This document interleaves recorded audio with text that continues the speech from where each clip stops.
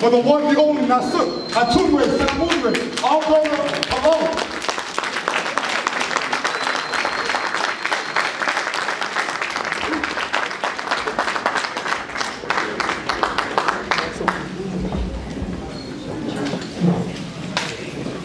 Peace to the family. Hold tap. Hold tap, hold tap. All right. So before I get started, of course, I want to open up with a prayer. So I'm going to give the people a minute just to settle down so we can collect our thoughts. First and foremost, I thank you all for coming out.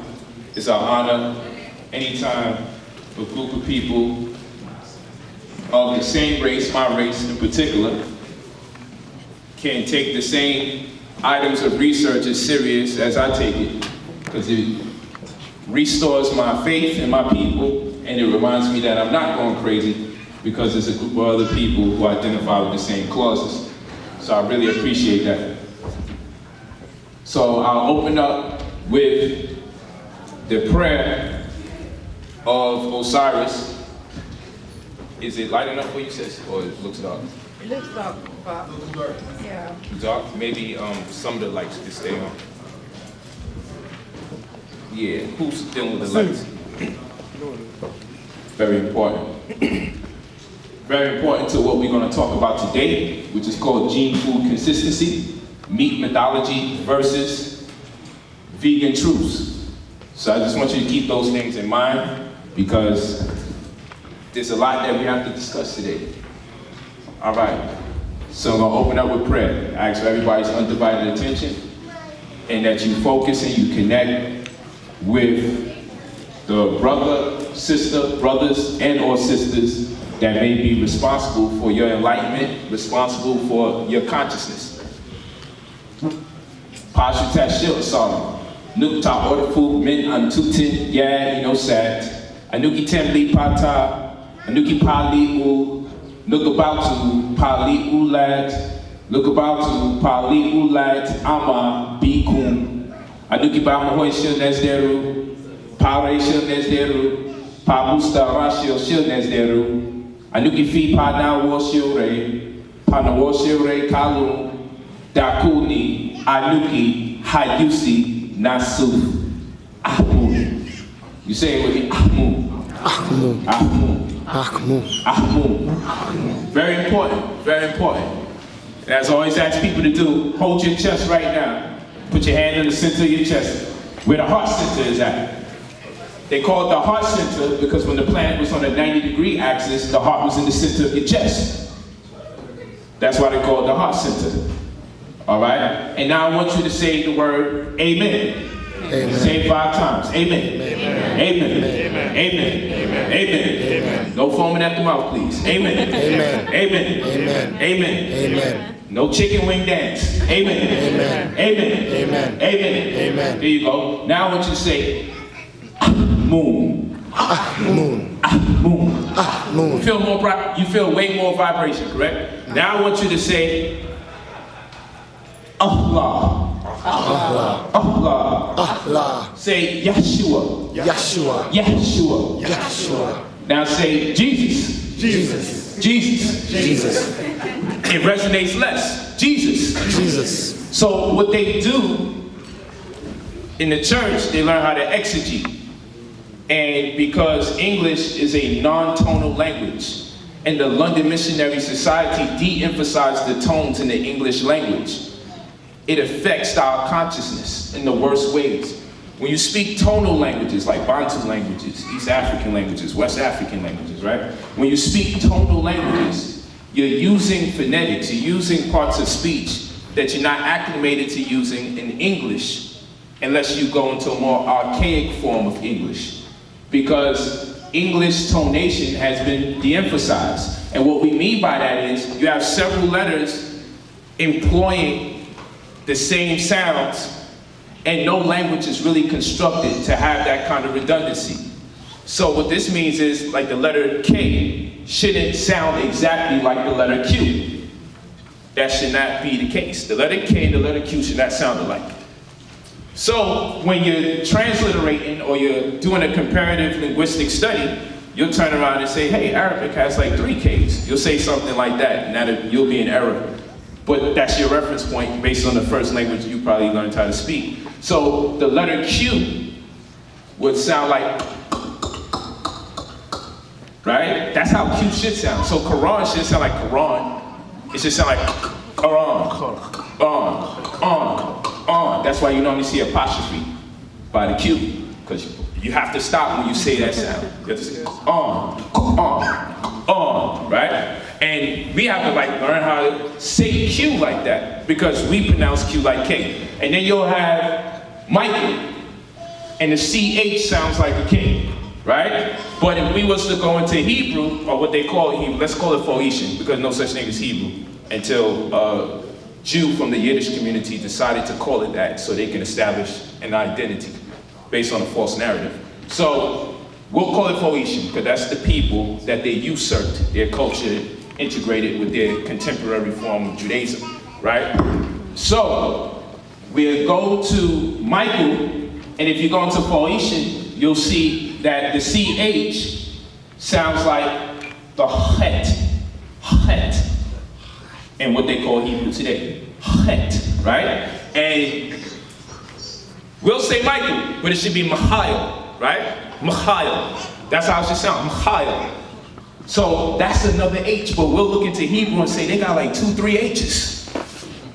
And that's a misunderstanding coming from people who learn to speak English first and then other languages. Because our reference point is based on where we come from first or what we knew previously. And then everything is graded based on that system of reference. So you may say, what's the point of all of this? Who cares if the CH really sounds like het and the Q sounds like, who cares? Letters are letters. That's what we'll say. But the English language used to have those sounds. That's what's very important to understand. And the London Missionary Society de-emphasized those sounds. Why is that important? Because you have genes, such as the ASPM gene, that get activated. We're going to talk about genes today. Gene pool consistency. Genes get activated when you speak in certain tones. And you have genes whose designation is to help your brain grow when you pronounce words a certain way. So if you look at the cranium of Africans, because we're African Americans, as they say, right? They say African Americans. Very interesting term. I like to say American African, but it's okay. We're African Americans. Very interesting term. I say we're American Africans of the diaspora. It's a contemporary term. We could go back to ancient terms, but then we also got to create a euphemism for what's going on. Because we can't just let people go around naming us all the time. If they name you, they control the narrative, control your history, control your mind. So we gotta come up with a name for ourselves at some point or the other. We can't keep, oh, black is not in, color's not in, Negro's not in. We ain't had to say none of those words. But we'll talk about African American for now, so we don't digress. And so when we're speaking about African Americans, we have to come to terms with this reality. Many of us have a problem associating ourselves with Africans, those of us especially that's not conscious, because we're saying to ourselves, we still look a little different. And some of us, we can see the phenotype and say, man, I know an African and an African American come from the same place.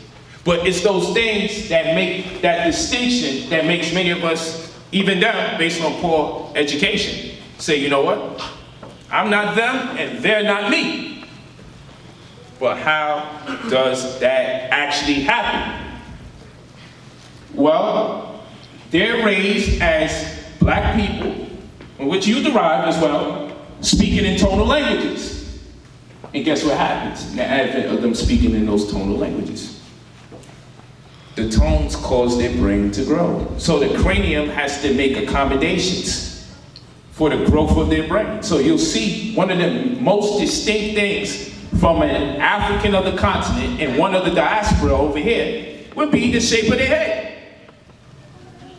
It's the only real thing we're really looking at and saying, you know what, that's what's making us look different, the shape of their head. But it's the tones that they use when they speak where concessions have to be made by the bones to accommodate for the growth of the brain. Because the tones you speak cause the brain to grow, or it stagnates and growth slows down. So you de-emphasize the tones of an African, you wind up with the phenotype of the African American.